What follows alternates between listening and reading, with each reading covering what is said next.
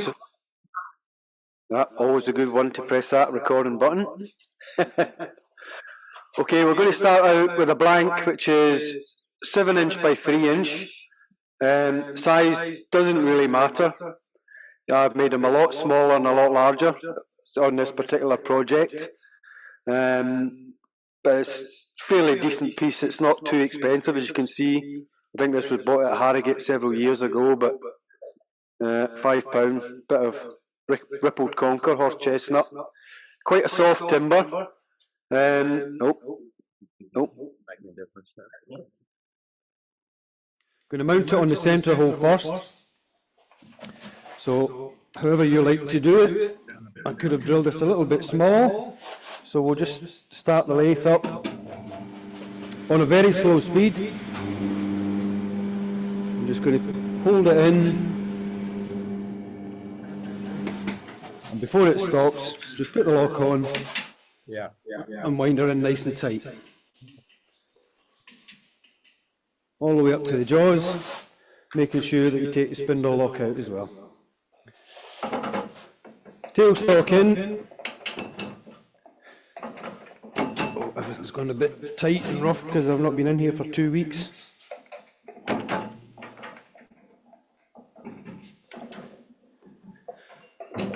I've made a sacrificial little end piece on this to put the tailstock out the way, but it's moved because it's been quite damp lately, so we'll just get rid of it.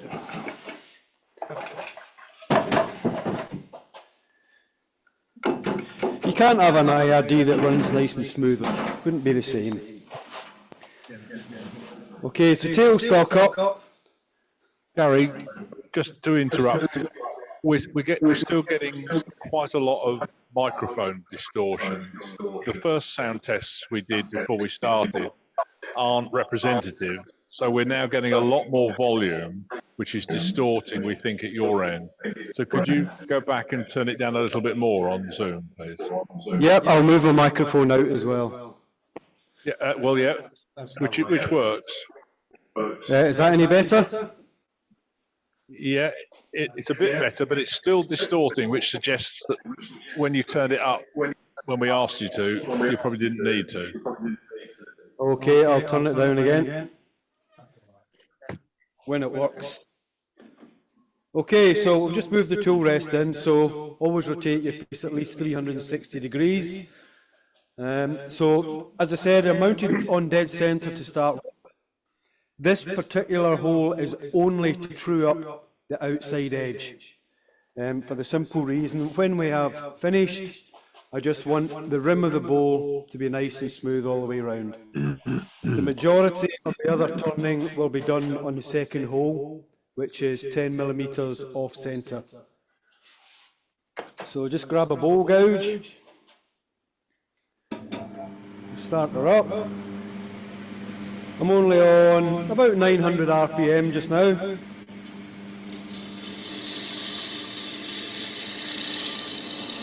So just tune up the outside, get rid of all the wax. It shouldn't take long, it's fairly round this one.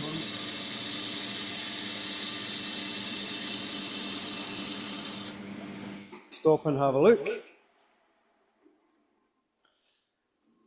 So I've noticed, as you can see on here, if I just give you a better view on the cameras, so you can notice on there, we've got a few small hairline cracks. They will be turned away, so that's all pretty much waste wood round here. Few rough bits there. As I said, it's really soft wood, so we'll try cutting the other way. That was just a try with the bevel pushing now. Nice and slow, don't force the tool. Looking at the horizon, watching the cut. Slow down as we get to the edge, and then just off gently.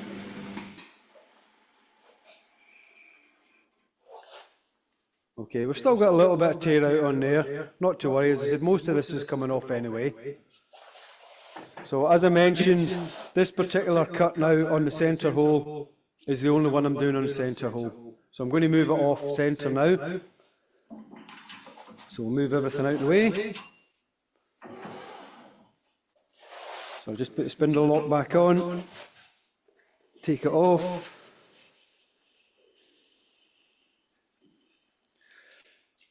So I purposely drilled quite a small hole for the simple reason the chestnut is very, very soft. So spindle lock off again. I'll try and put it on by hand. If not, I'll have to do what I did earlier, which I will. So we'll start it up, we'll get speed right down again. All I'm doing is gentle pressure, letting it start on and then letting go just before we stop. Spindle lock on, and we'll get it nice and tight again. Because we're off centre now, it's imperative that we put the tailstock in. Not too much pressure, just enough to hold it. So as you can see from the tail end camera, I've only moved it off 10 millimetres off centre. But if I hold my finger, I'll get to the large point there. So if you can see in the overhead camera, as I turn that round, that's gone to probably about 3/4 of an inch or 19 millimetres offset just for that small hole. So obviously the more offset your drill hole is, the much more offset the bowl is going to be. So I'm aiming for the rim of my bowl to be roughly about there. So this is going to be the top and this is going to be the bottom. So the first thing I'm going to do is put a tenon on this end and kick my camera. I'm just going to keep an eye on that. Nope. I do apologise for this. I'll just disconnect it and reconnect it.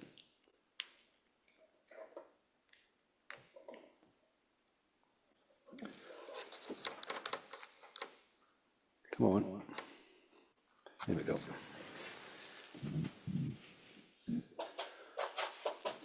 Okay, so tenon on the base. Now as I've moved that round, you can see that's hitting the tool rest, so always take the tool rest out.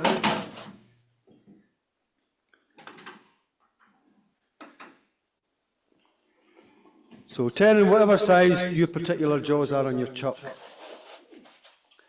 This one is a Supernova, so I'm going to do about a 50mm tenon. So I'm going to get a little bit more speed. So because it's off centre, I'm going to stand to the side as I ramp the speed up. As you'll notice on the right hand camera, I've got a lever down here. This is a Vicmart VL300, but it's an early one, so it's a mechanical variable speed. A bit like the Reeves drives you get nowadays. So I'm just coming in nice and gentle from the edge. If you're not happy doing that, start from the inside, do a draw cut or a pull cut. I could probably have a little bit more speed on this, but we'll just...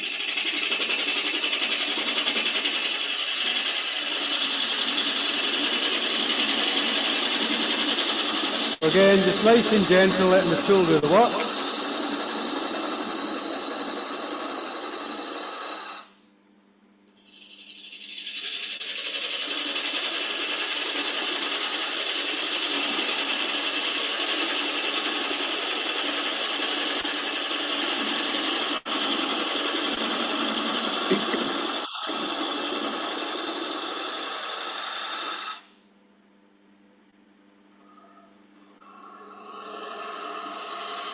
If you're not happy forming the tenon with the bowl gouge, just use your parting tool and come in from the end. Obviously, because we are off centre, make sure that it is nice and solid. Some tail centres you can't get the parting tool in to create it. If you feel confident enough, you can pull it out of the way and just go in as normal. I'm quite happy with the bowl gouge. It's all about feeling comfortable in yourself.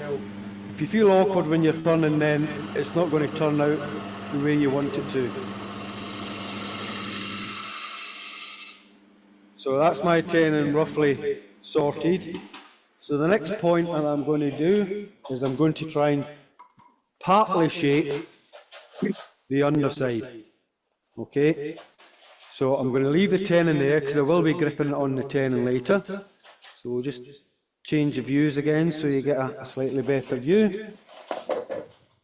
So as I mentioned, my rim wants to be where these pencil lines are. So the majority of this is waste. I'm aiming for the bowl, or the outer part of the bowl, to be 4 inches or 100 millimeters. It's up to you how you gauge that. You can mark it off with a pencil and a rule. You can get a set of calipers, or dividers, whatever you want.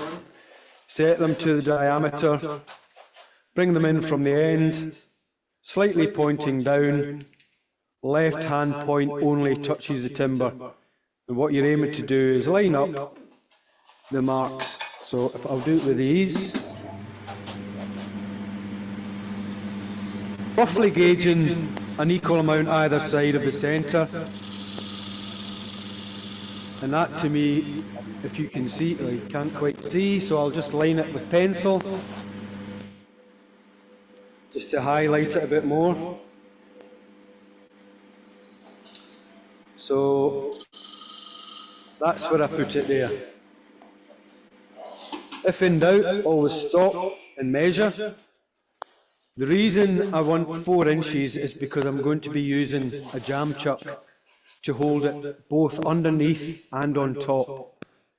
It's a very, very simple jam chuck, and I'll show you when I get to that point, but I've made it so that it's going to fit a 4-inch curve, both bottom and top. So pretty much 4 inches there. If it's a little bit under, don't worry too much. Obviously, if it's bigger than 4 inches, it's not going to fit inside the jam chuck, so you have to take a bit more off, or make the jam chuck bigger when you come to use it. So we'll go back to tail and top. Start her up. Just going to introduce a little bit more speed. So you can see even a Vic mark, well you probably can't see it, I can see it's just starting to vibrate. So there's 2 ways of overcoming that, if you don't already know. You can either ramp the speed up very slowly, and take it through that harmonic of the vibration, or take it down. Down is always slower, is easier and safer. But obviously with off-centre work, the faster you can turn, the less air time or air wood, which will introduce knocking of your tool as it's going round. So the faster you can turn it, then the cleaner a cut you're going to get. There's normally 2 sort of harmonic vibration limits, depending on the timber. And again, if it's a burr timber, then the part where the burr is going to be denser and heavier, so that'll throw the weight off as well.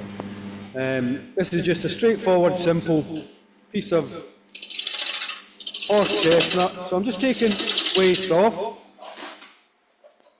Now with the off-centre work like this, you'll be moving your tool rest quite a lot. So again, always, every time you move that tool rest, always rotate your piece at least 360 degrees. So we've just got a little bit of speed in there.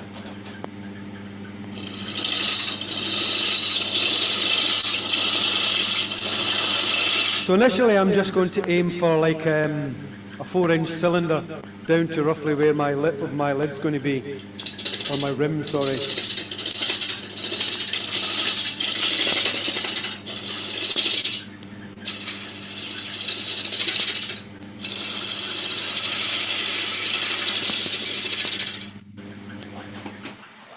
And again, I'm just watching the distance between the timber and the tool rest doesn't get too large.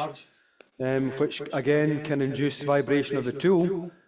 This one's quite a thick one. This is a 1/2 inch tool, so it's quite sturdy. If you've got a 3/8 or something smaller, then it could induce a lot of vibration just through the tool itself. So as I said, keep adjusting your tool rest, keeping that distance as close as you can. And you'll notice as you remove the timber, you can speed up your lathe more.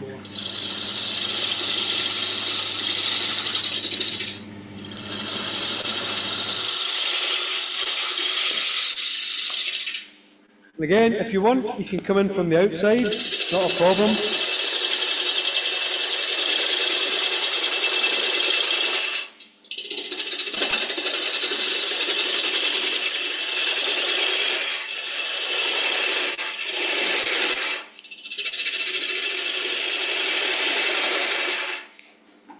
Take as little amount of timber off at once as you feel comfortable with.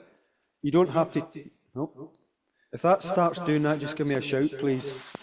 And again, I can only apologise. I've not been in here for 2 weeks, so I don't know whether dampness has got into one of the connections or not. Come on. Pretty nice.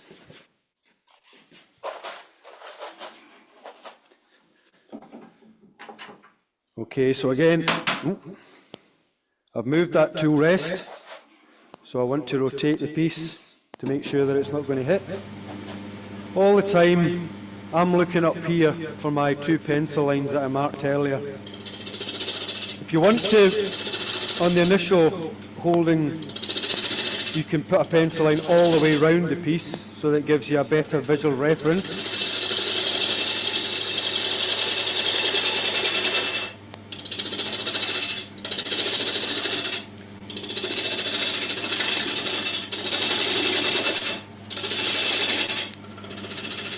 So I'm just nibbling away, getting down to my reference marks, which are still here. And again, you can see there's an awful lot of chip out there.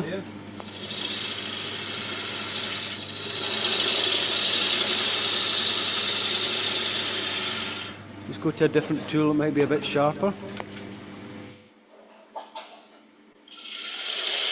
There you go, that's better. So I don't know if you can hear there that it sounds a lot cleaner as it was cutting.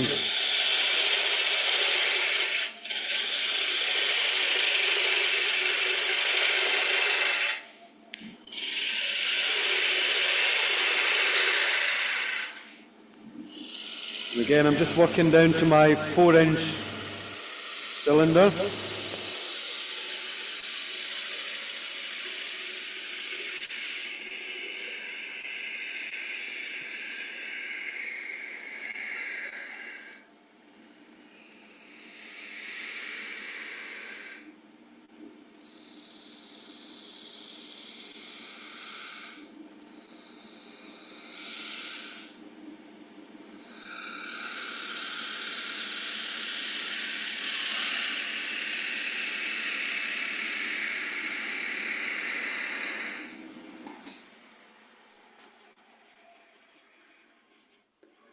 So you can see there that tool is a lot cleaner cutting. I've actually been playing about with sharpening systems, so the first gouge I was using is one I don't normally use, and I don't think I'll be using much of it again.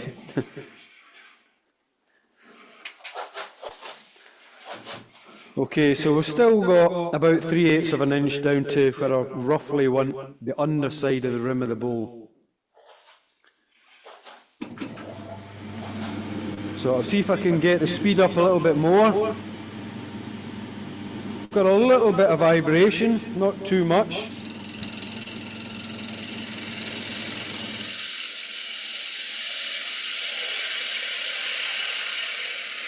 As I get the gouge in towards there, I'm closing the flute up, removing this lower wing here from catching on this part here.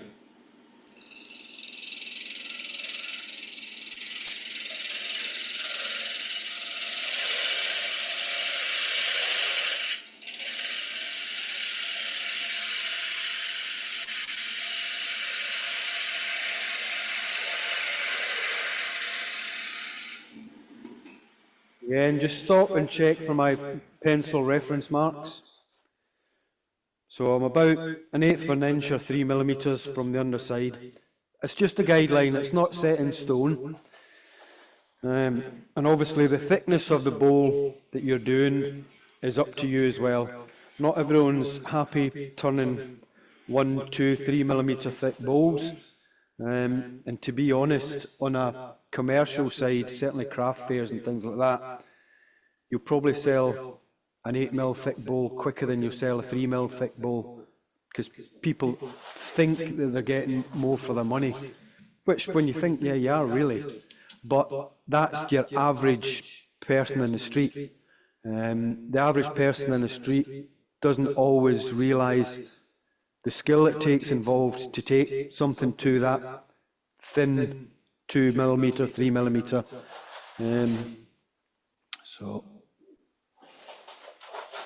So we've got about another 1/8 to go, or 3 millimeters.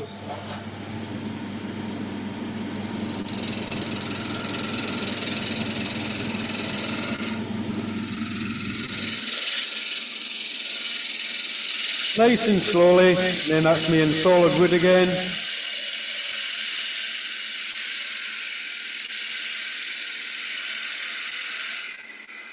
And again, closing that flute over to stop hitting on here.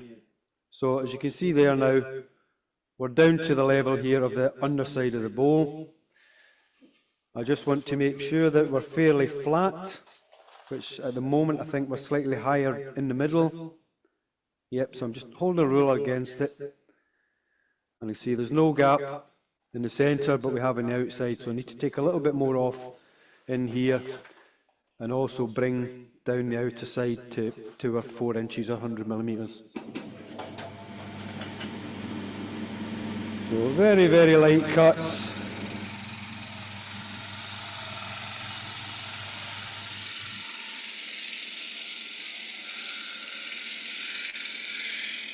If you were turning green wood, excuse me, it's nice to have a little spray bottle close by to keep the timber damp.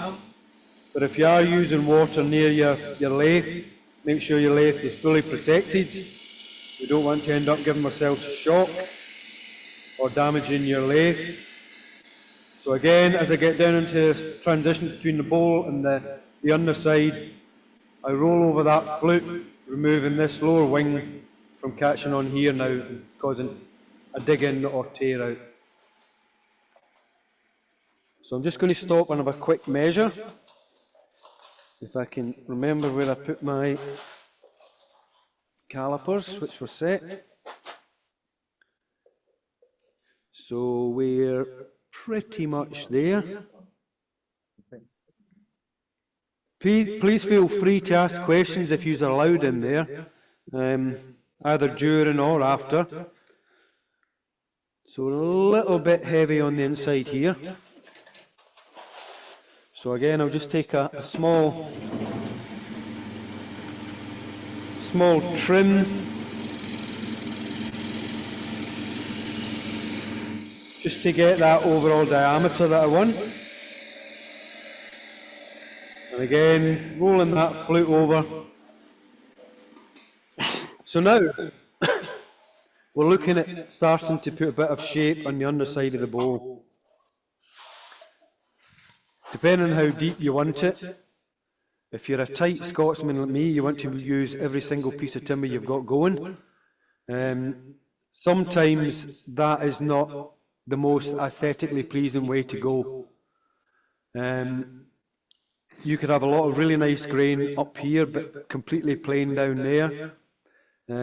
Proportion-wise, it might look bottom heavy rather than top heavy, and vice versa. So just because you've got a certain size of timber, it's not always prudent to use the entire piece. Sometimes we do just have to turn it into shavings. So we'll start to put a curve on here. Settle camera. I've definitely got a dodgy connection up here, I think. Again, I apologise. Come on.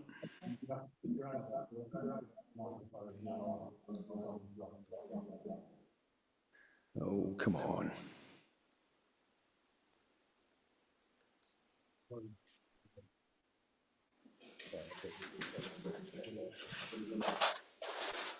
Okay, so a bit of shake. So as you saw on the underside, what I aim to do is when the bowl is sitting, it's going to sit on the point, on the curvature of the bowl and the lip of the rim. If it doesn't sit in one of them, it's no great problem. So we'll just go roughly to shape just now. Excuse me.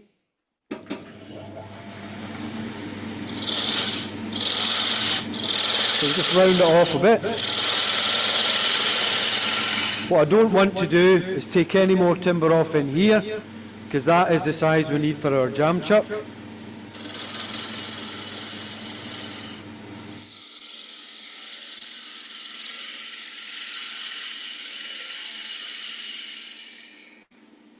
A little bit at a time.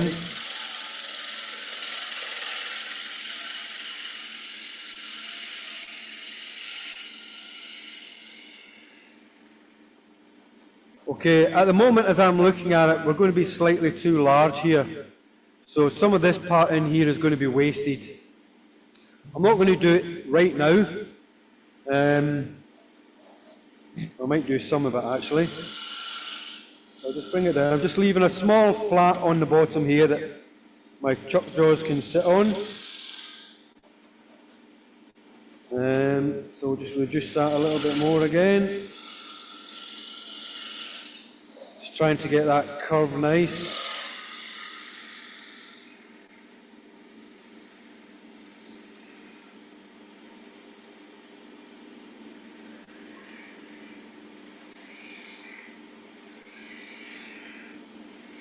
Small high point round here.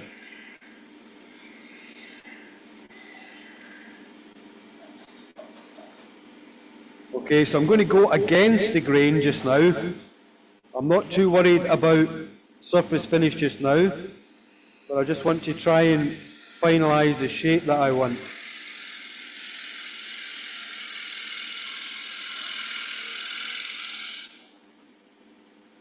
So it's a little bit better.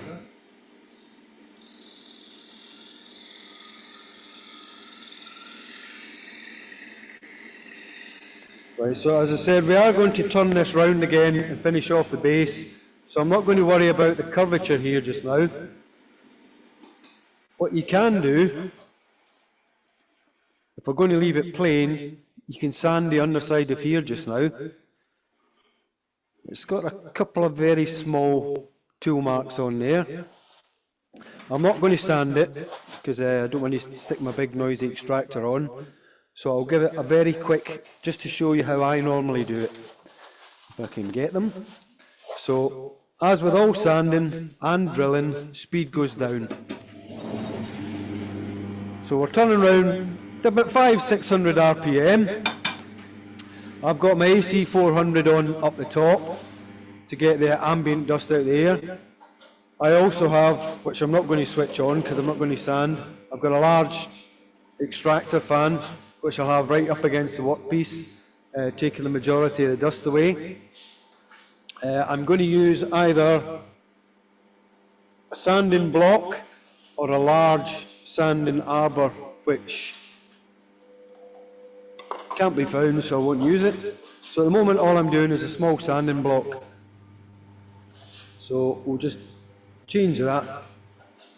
Now watching your fingers, I'm just holding the sanding block almost vertical, right up at the inside, at an angle, and you can see the dust that's coming off, so I might just stick my extractor on very quickly.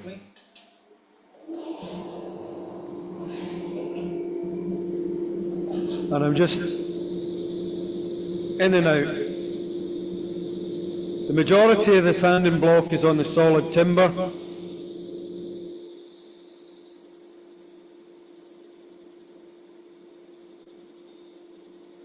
And then normally just work down your grits as normal.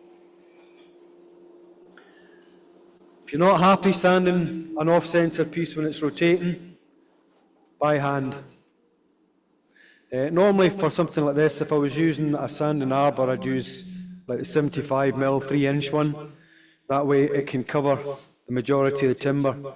You tend to find sometimes with the 50mm ones, if I just grab one quickly, it can sometimes, as it gets round to the narrower part of the rim, it can slide off and round over the corner, which you want to be kept nice and crisp. Dave, can you wake up? You can't hold this much.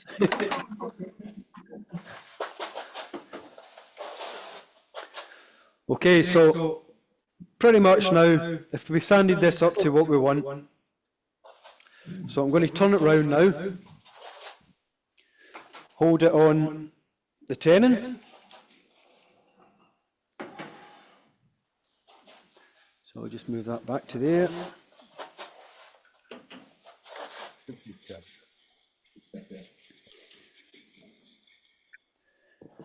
So this was just held, as I said, on a worm screw. So with worm screws, the softer the timber, drill your hole slightly smaller. With the solid, more exotic timbers, slightly larger than you would think, because it doesn't quite bite in as much. Okay, so remember, normally we push in the centre and hold it in and tighten up the chuck jaws, but remember we've turned from the 3/8 or the 10mm off-centre hole, so that's where I'm pushing at the moment. I'm just slightly tightening the scroll, turn it round to the other scroll and do the same. There's a very slight dovetail on it, so I don't need to wrench the thing right up, otherwise you could end up bruising, even tearing some of the fibres, which could cause a weakness, and then possibly it could come off. So if you cut your tenons correctly to the jaws that you're using, you should never have a problem, and you should never have to really wrench them up really tight. Okay, so I'm going to pretty much do the same as I did on the underside, but on the top. So I'm going to aim for my second pencil line to create the thickness of the rim, and again we're going to have our 4-inch outer rim, which is the same diameter as this, so we almost want the shape to go through. Now you can have the, if I just get a whiteboard and pen, very quickly.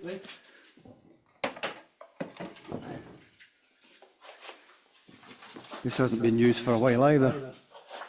So my aim, that's my rim, and that's my underside. So you can have the top completely straight, like so, or you can have the top ever so slightly curving in. They're both pleasing to the eye. I think the majority of the time that I do these, I have them slightly curved inwards. So we'll do that on this one. In fact, no we won't. Oh. I knocked over one of my video cameras last week, broke that, so my face on camera is now a GoPro. I've had to replace my Ethernet cable from the house, because that went, and then another cable to the computer. So, okay, so 4-inch face and go to the rim. Thickness, again, entirely up to yourself. We'll go for about somewhere between 3 and 4mm on this one. I'm in the chuck now, so I'm more than happy that it's nice and secure. It's not going to go anywhere. If you're not comfortable, bring up your tailstock. And again, as I'm looking on here, where are we? There. Remember, that's not your centre hole, that's your original one. This is now your centre. So if you're aiming to get your tool rest to the right height, if you moved it, that's what we're going for. That's what we're aiming for.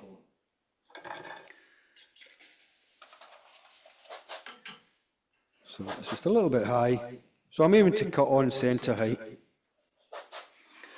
So I'm only going to initially come in and establish the rim thickness. So as we brought it down for sanding, we can now bring the speed back up. Again, that's only about 800–900 RPM.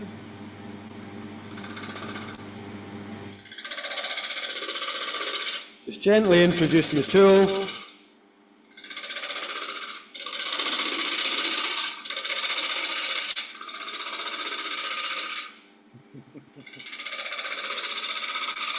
You can hear that knocking, and you can probably see in the tail camera the shadowing of the timber.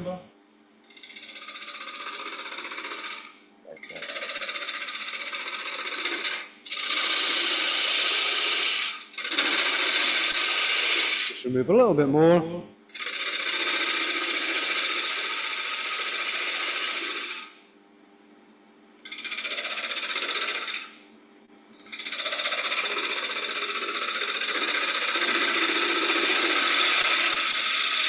And check. I know we've still got a long way to go, but it's always worth stopping and checking just to check your progress.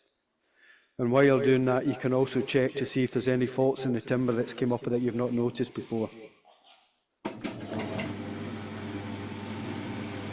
So just up to 1000 RPM now.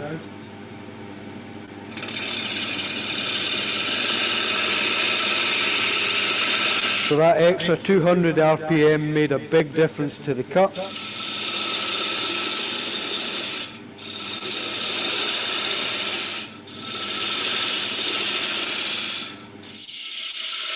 And again, every time I come in here, I'm always closing the flute over to stop it catching.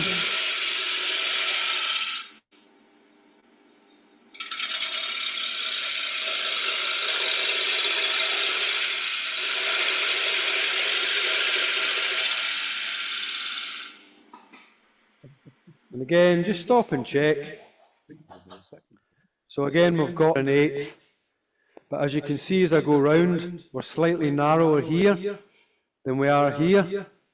So that's the same as we had underneath, it's thicker towards the centre. So we just need to change the angle of attack ever so slightly, so we get a nice even thickness.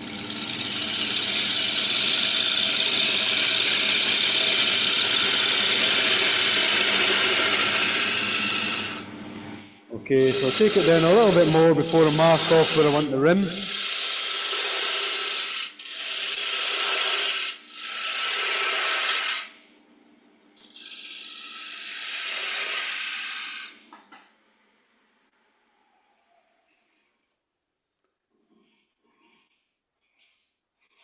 Okay, just a fraction more.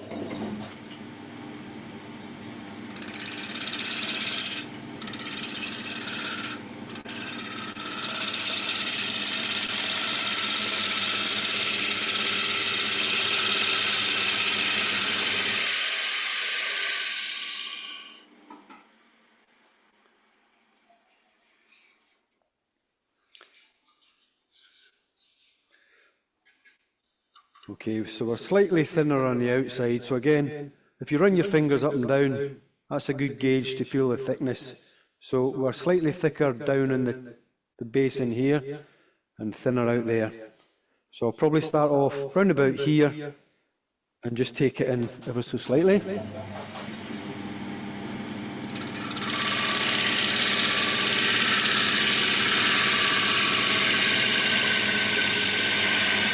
As we're getting close to our final thickness, we just need to take light cuts and keep checking so that we get an even thickness. And that's a lot better. We've got a little high point there, which we can always get rid of. I'll just do a little shear cut. So I'm just changing my tool rest angle. Again, I'm rotating. So for the shear cut, I'm cutting slightly above centre, but I've got the handle all the way down onto my hip, using just the lower wing and no more, and it's touching it ever so slightly. Depending on the timber, it might work and give you a good finish. And If not, then you can go back to the traditional push cut.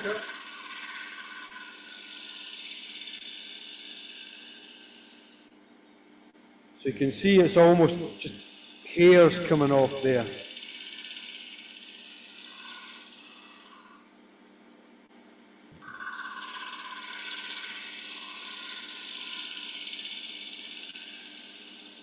So I'm hardly touching the timber.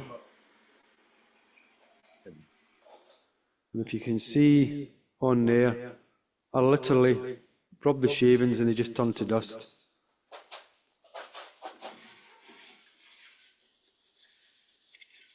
Okay, so it's evened it out. We have still got a little tool mark right at the very edge. I'll just give it. Obviously, the thinner you go on the rim, the more vibration you can get because the wood will be flexing.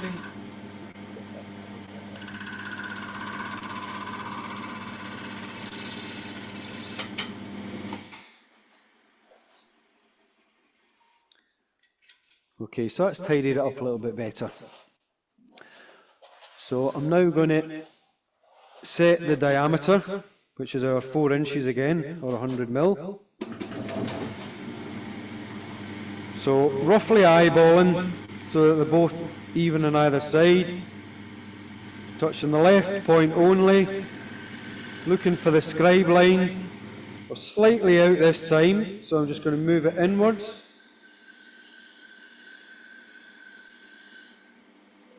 Okay, I'll get my pencil just to highlight it.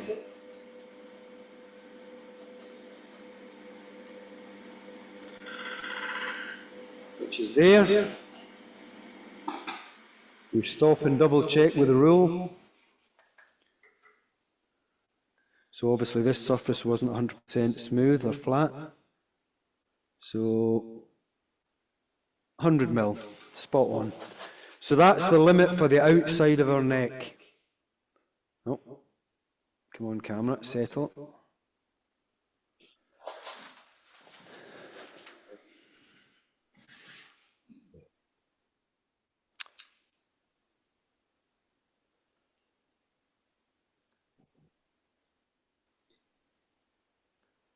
Oh, come on.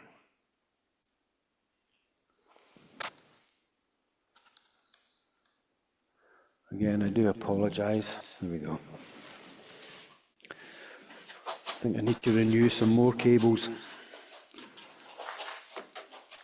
Okay, so I'm going to work down now from the edge to the rim.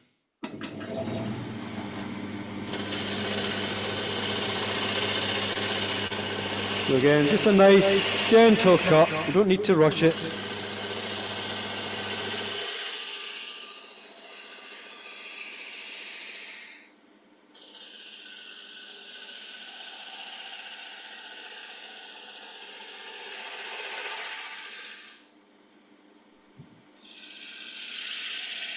And then join the rim up.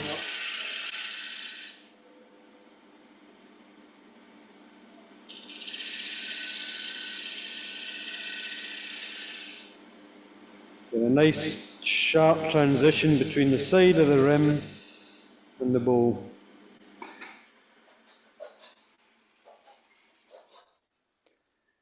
Okay, so I'm now looking down on top to make sure that this width is the same as this width, which it is now.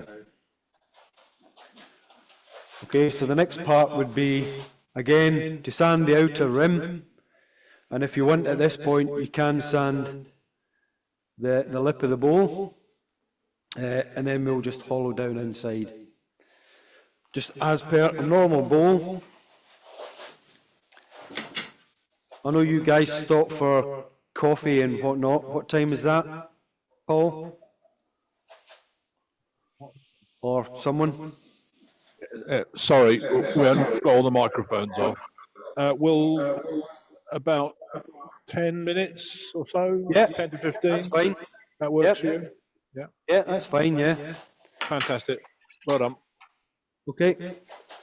Right, so again, I'm just going to very, very quickly put my extractor on. And again with my little sanding block,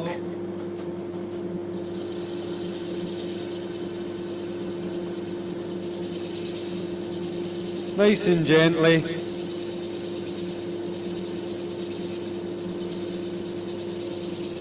out to the edge.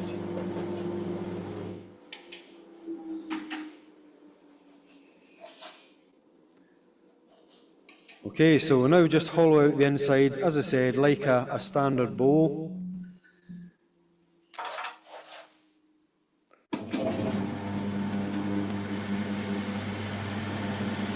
So I'm just going to trim off this edge because I noticed it wasn't 100% smooth.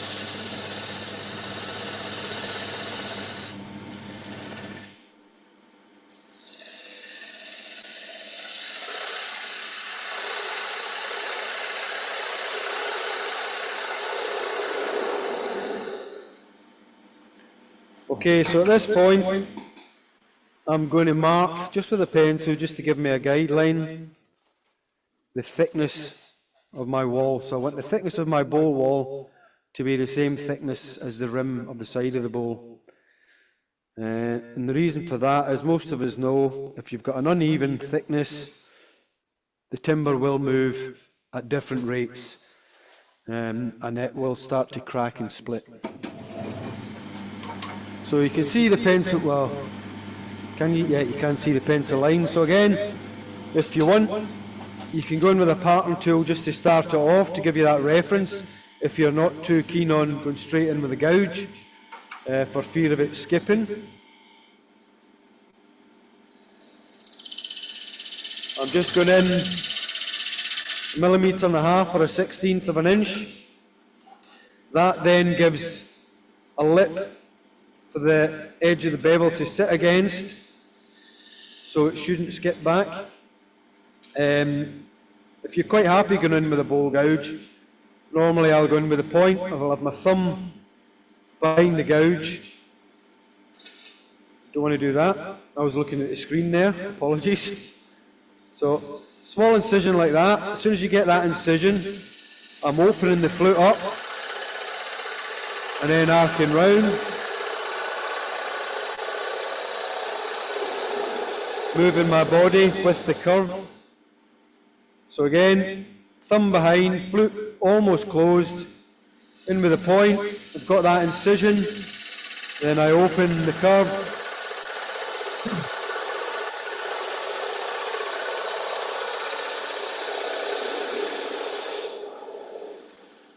and come round.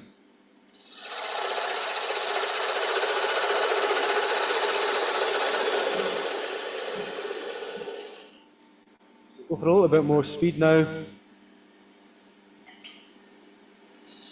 So that's my bevel sitting on that rim of the edge that went in with the pattern tool.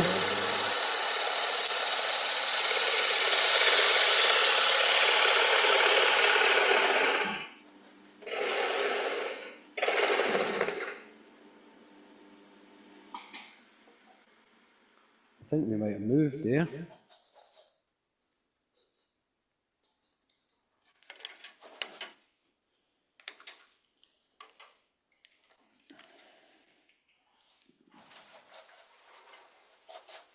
Right, I'm going to remove this tail rest. The only thing with this Vic mark is it's quite a short bed and the tailstock gets in the way.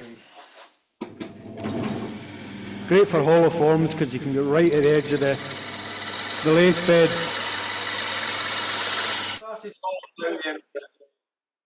So we'll start going back to hollowing it out. So as you can see, this is quite a short bed on this old Vic mark, so I can stand right at the very end. Just get the cameras back to there. So, and I think during the break I must have fiddled with my tool rest because it's a wee bit high.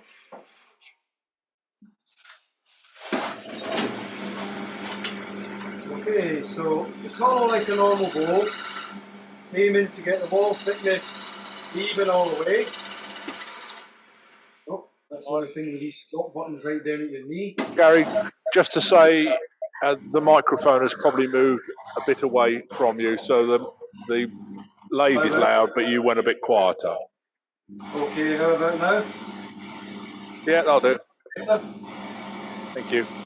Okay. So yeah, we're looking for an even wall thickness. So judging by eye to start with.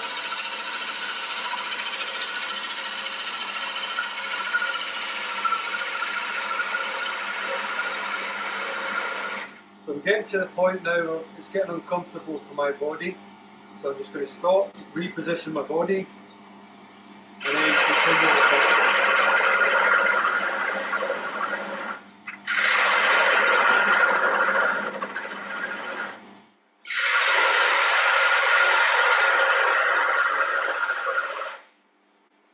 Again, down into the bowl.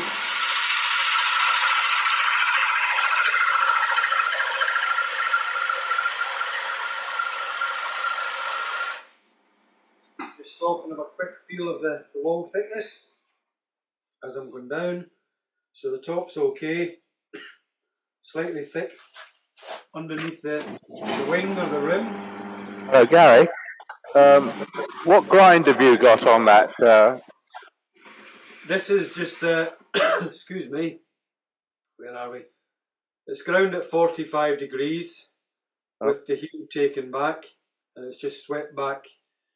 I wouldn't worry too much about grind angles, bevels, things like that. They come as a personal preference. As you'll see in a minute, if I switch this tool round, I've also got a 55 degree bevel on this end, which will right, give me thank you. a tighter sweep as I'm going round the bottom, which I'll probably swap to now.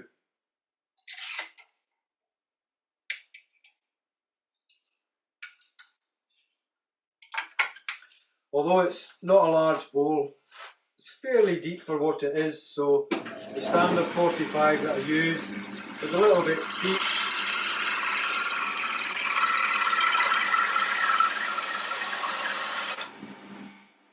Okay, so again, I'm just going to check my wall thickness, just using my fingers as a gauge. Okay, fairly even. A small ridge on the rim there, so I'm just going to a little shear with the edge of the tool.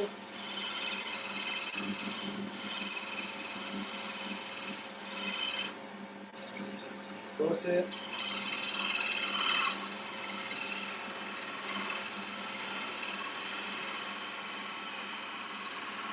Again, coming round, trying to visualise the curve on the underside as well. Take away a bit of this centre.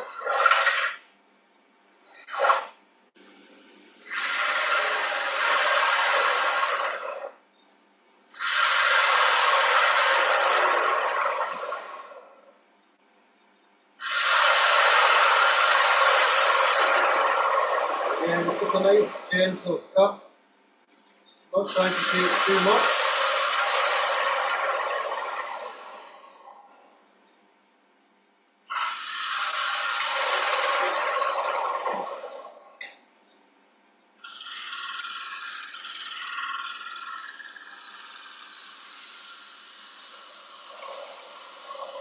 Nice and slow as I'm getting to the centre of the bowl, so that's turning slower than the exterior.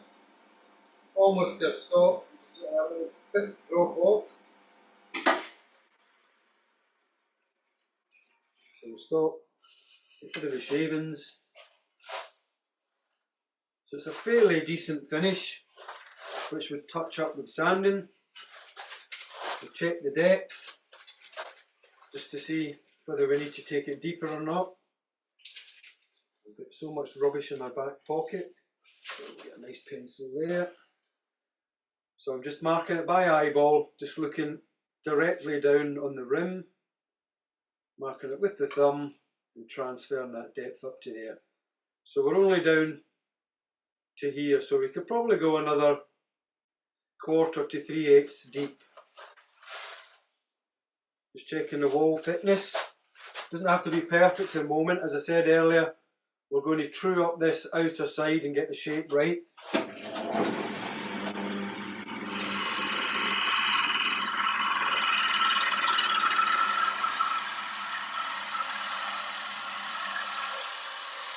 So that sharper angle on the bevel gets down to the base a lot easier.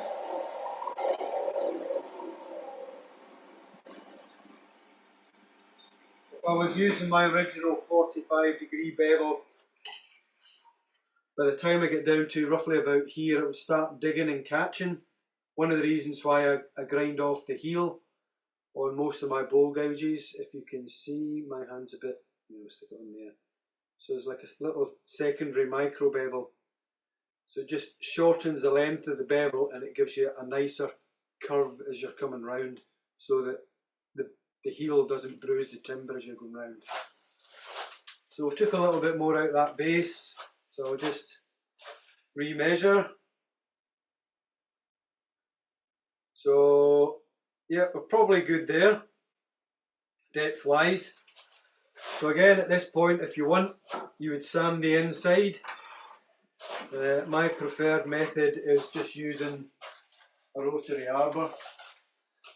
So just a little 50mm arbor. This is a cheap little adjustable right angle drill. So no expense spared. I think it was about £20 if that. It's great for getting inside little bowls. So again, I'm just going to do one very quick pass. Tractor on, start the lathe up, speed down to sanding speed, so again 500-600 RPM.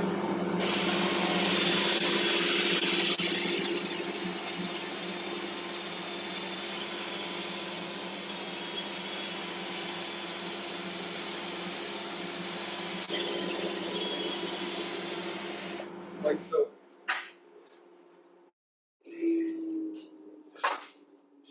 We won't sand anymore, we'll know how to sand. Slow and steady, working through the grits. This horse chestnut, as I said, is very soft, so it's... Your camera's gone again, Gary. Well, I just noticed that, sorry. Why is that? There we go. Better. Thank you. Okay, yeah, so work through the grits, nice and smooth. As I said, chestnut is really soft, so it sands very easy. You have to be careful not to sand too much, or if you've got any detail of that, you'll sand it away. Okay, so now's the time. We've sanded to the grit that we want. We're going to turn it round now and finish the underside. So for that, I'm going to put my tailstock back up. Right, so I'm taking it out the chuck. Keeping an eye on it as well. So I'm going to jam chuck this. So I've got a piece of MDF and it's just got a ring on the bottom. So we'll close that up. Hold it in the ring.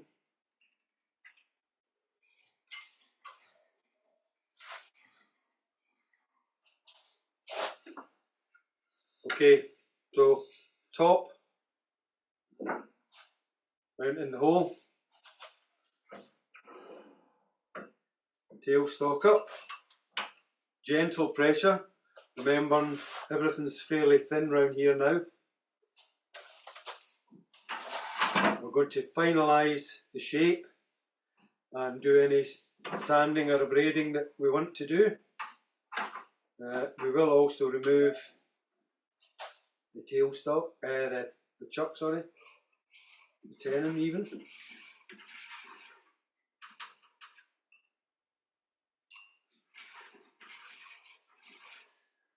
So I've got my bowl gouge once more.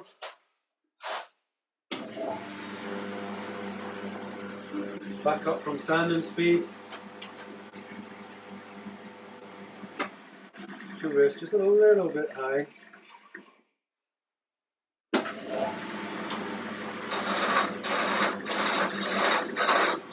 So just taking light cuts because I've not got a great deal of pressure on the tailstock.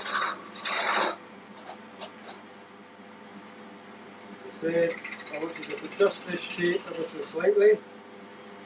So again, I am going against the grain just now.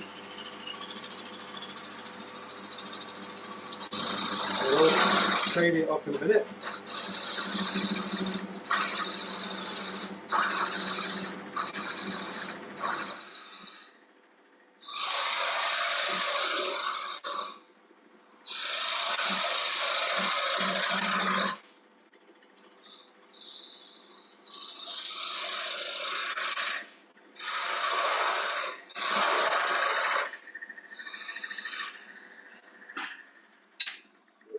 Sounds ever so slightly loose, possibly, unless it's just the two timbers creaking, which I think it is because it's not moving.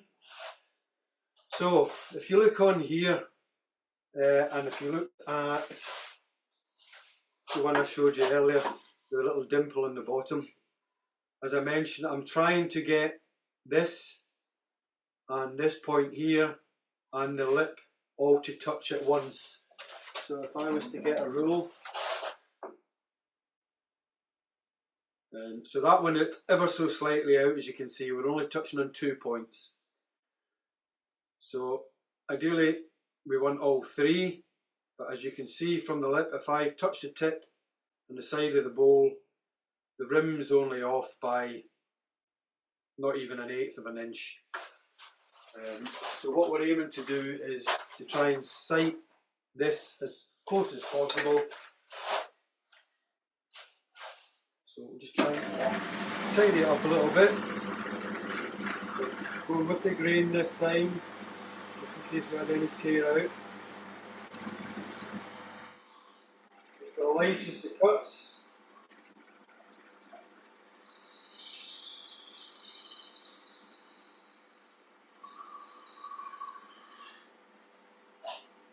Okay, so I'm going to get my rule and I'm going to have an imaginary line between. So I'm looking for the longest part there. I'll just drop that down, which will be here. Touch on the edge. So at the moment we're slightly short. So I know I'm slightly thick on the base, so I can take this down a little bit more, so that hopefully we can have all 3 points touching. Now let's just put the tool rest up. Okay. Turn. I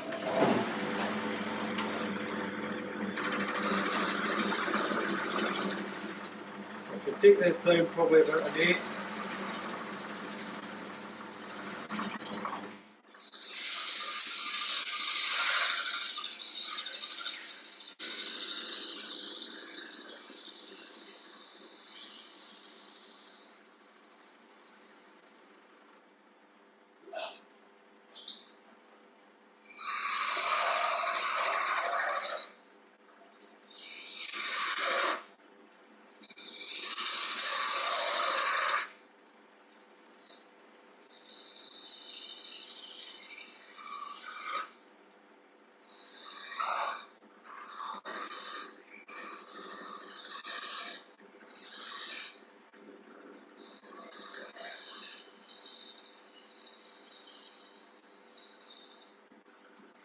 Okay, I'm just going to check my 3 touch points.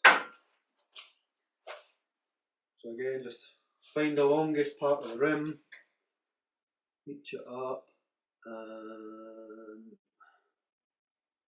you might just be short. So still slightly thick on the base.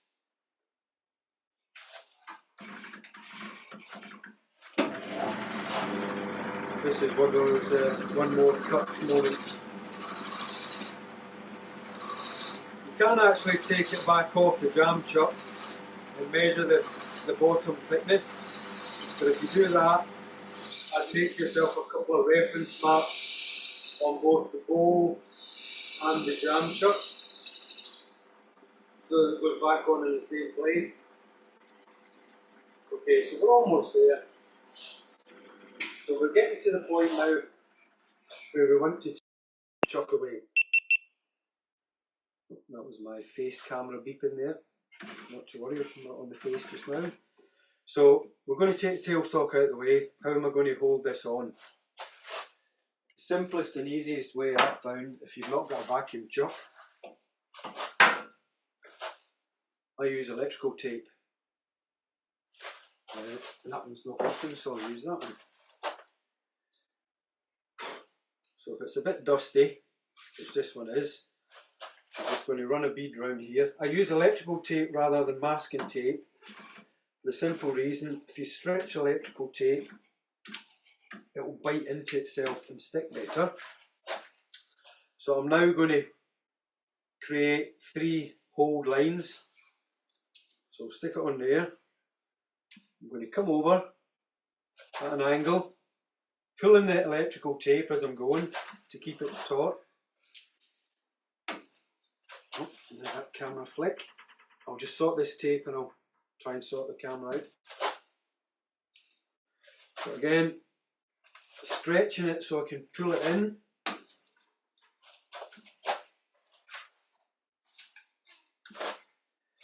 So this on its own is not going to hold because they'll go flying off. So what I'm going to do is put another band of tape round, which will stop these coming undone. I'll just quickly flick that cable again. Okay.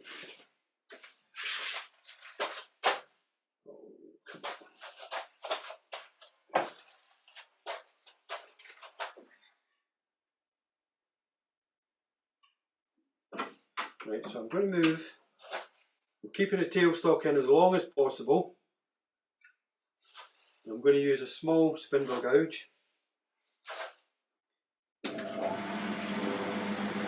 just to create that little point.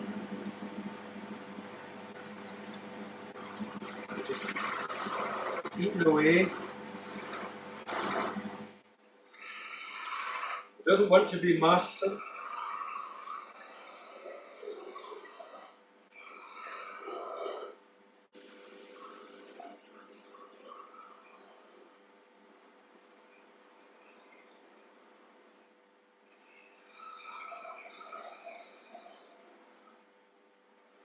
Nice and gentle. Before you do part it off, always go for that last check with your rule. So again, we'll find our longest part, line it up on the base, and that should be pretty close. So again, we've moved the tool rest, so rotate the piece of timber. So I'm winding back the tailstock now.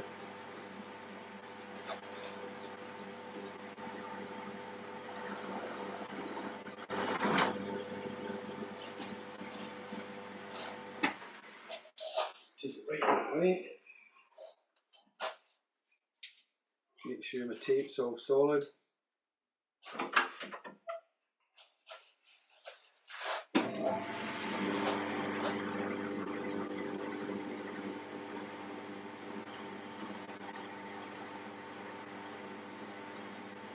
Ever so gently.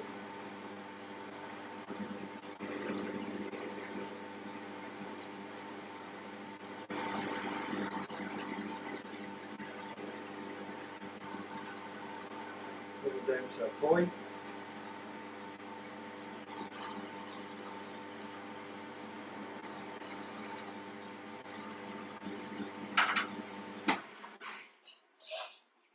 Rule. Long point. So we are a little bit off there. As I said, not to worry, it still looks good. And again, at this point, we've already sanded all this, or we would have done. You would just touch up the underside with a bit of grit, just like so. Obviously with the extractor on, just to the same standard of sanding you did with everything else.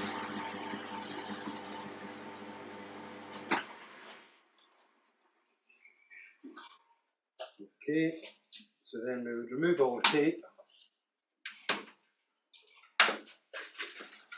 so.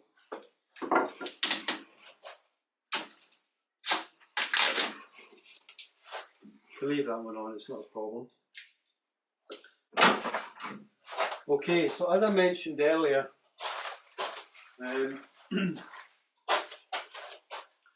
my rim, if I can hold it, is uneven, so you get longer one side than the other, which makes it look a lot nicer when you sit it on its side like that, rather than having both edges coming up. So to do that, what we do, we use the jam chuck, and we'll sit that on the jam chuck, but we won't keep it in flat like that. What we will do, I've got a small block of waste wood. Again, it doesn't really matter on the size, it's all dependent on the piece of timber that you've got. For quick and speedness, I've just got a bit of double-sided sticky tape on there, and hopefully that's going to stick to the MDF, like so. I shall, let's see if my, oh, it does still work. So I'm going to take the tailstock out. So I'm going to get one of these, which is a Simon Hope revolving centre, and basically just make your own former to go on the end, whatever shape, size you want. All this is, and this one's fairly tight, it's just 2 bearings and a Morse taper. So stick that in, like so.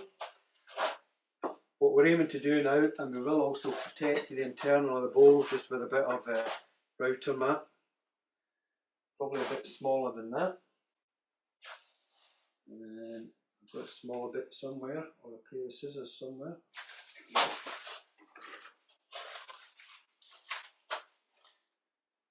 Just enough to cover the wooden piece so we don't damage the timber, especially as it's a really nice light timber. So on our bowl there, I'll just give you a bit of view again. We have one shallow wing and one longer wing. We want to get the shortest wing that we've got on the lip of the bowl to sit on this small wooden bung. So we're going to go in like so, and if you want you can also put another bit of router mat over the little bung. I just grabbed a piece of plywood because it was the smallest thing I had. So we'll sit that in like so. Just make sure we've got the smallest part, which is there. Right, so I'll just put my router mat in the middle. Bring our tailstock up, making sure we don't trap our fingers. A little bit too much there, but not to worry. And again, gentle pressure, not too much, not too little. Always give it a little feel just to make sure that it's not going to come loose. And all I'm going to do is very, very gently, if I rotate this round, you can see if I hold my finger there, we've got quite a gap between the top part of the rim and the bottom part. So whichever tool you feel comfortable with, whether it be a skew, a bowl gouge, a spindle gouge, what will I use? A spindle gouge, which is hopefully sharp. And I'm just going to eke away just on that rim until I get the right height that I want.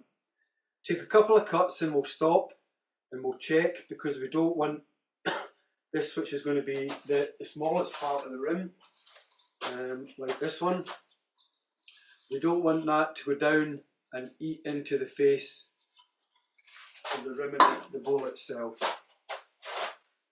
So again, make sure everything's tight, secure. As you can see there, my camera stops playing up once again.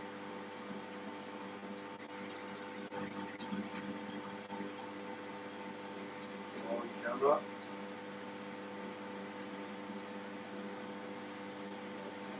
Very quickly. I can't apologise enough for this stupid technology.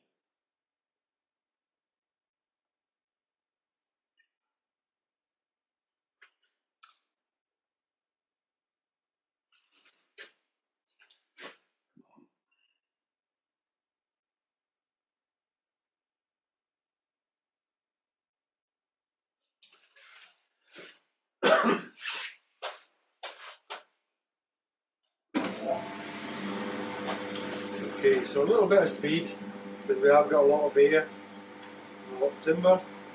Very, very gently.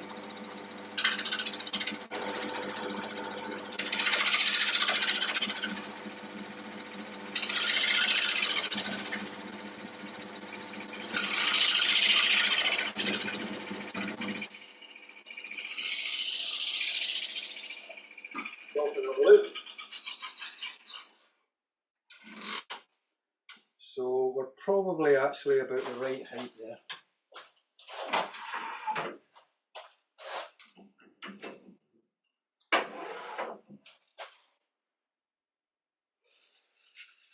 Tip it off. So as you can see, there you go, we've got quite a difference in the rim now. If I hold it against that camera. So we've got between, what we got? 3/8 of an inch and nearly 5/8 of an inch there. So when we sit it on something flat, which we've got in here,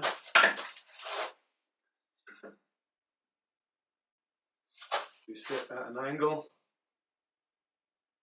like so. See, ideally it would be nice if we could have all 3 points sat like that, but to be honest, we're not far off the rim there.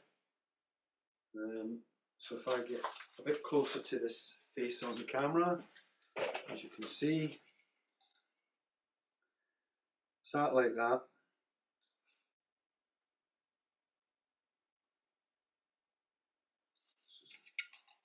Off centre, not by much. As I mentioned earlier, you can make these a lot smaller or a lot larger. Decorate them, colour them, leave them plain. So that is how I do a small off-centre Saturn Bowl.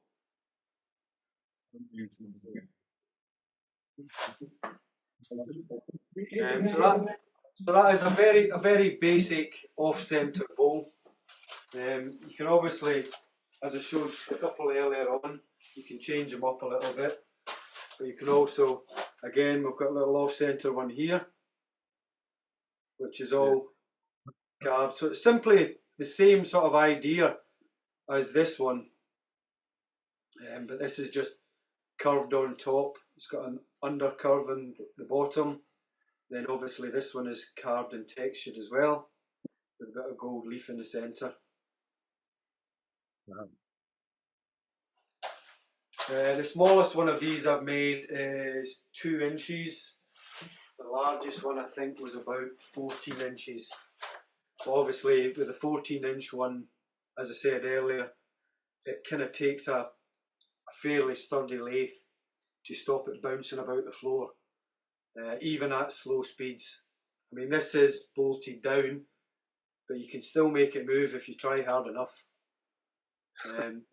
I've seen a VB36 move as well, so you can make any lathe move if it's out of balance too much.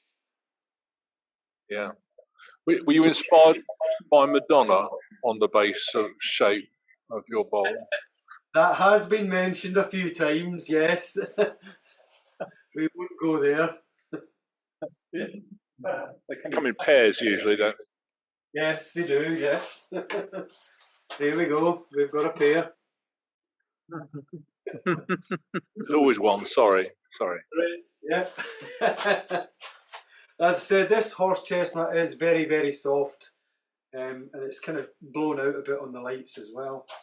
If I put it on there slightly, so it's got a bit of spotting going through it, as you can see. Little bark inclusion there. We couldn't get the microphone to work when you showed us the carved one. You want to put that back again and talk us through the scallop profile and how you did that? This one here. Yeah, it's just interesting what the techniques were Yeah. to carve it out. Okay, so most of it was done by hand. Obviously, instead of having a flat surface on the top, I curved it down instead. Used an indexer on the lathe to mark off however many grooves I wanted. Many ways you can put these grooves on. I first started doing them with a small, if I just grab them both to show you. So when I do a lot of hollow forms like this as well. So I'll start off with a small gent saw or something. I'll cut so far in, and then I'll use a little microplane to get most of the shape, and then most of this is sort of hand shaped with either a Dremel or something else, and then just again with a small burr in a Dremel or micro machine or something like that to do the texture along the edges. So if you sell one of those, your hourly rate is about £2 an hour? Yeah, maybe not. They do take quite a while. As soon as you start adding texture in carving, I mean the time, you'll never get back, I don't think, what you put into them. But they're fun. This is an old piece of dry jarrah that's been kicking about, so it's not coloured in any way. The only colour is the little bead round the rim, and then just some variegated metal leaf on the inside. But I mean, it's only what, 7-inch nearly, but it takes quite a bit of time to do all that. Yeah. You do a lot of shields and things like that as well, don't you? Yeah, and Is it hollow forms, and so then you've got sort of things like that as well, and they're also textured on the inside. So it's fun. It's my release from my day job. So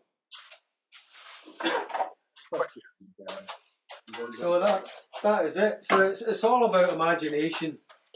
The main thing is take your time. Never rush it. You're not a production turner. You don't have to finish 5 items in an hour. If it takes you 5 days to finish one item, it takes you 5 days.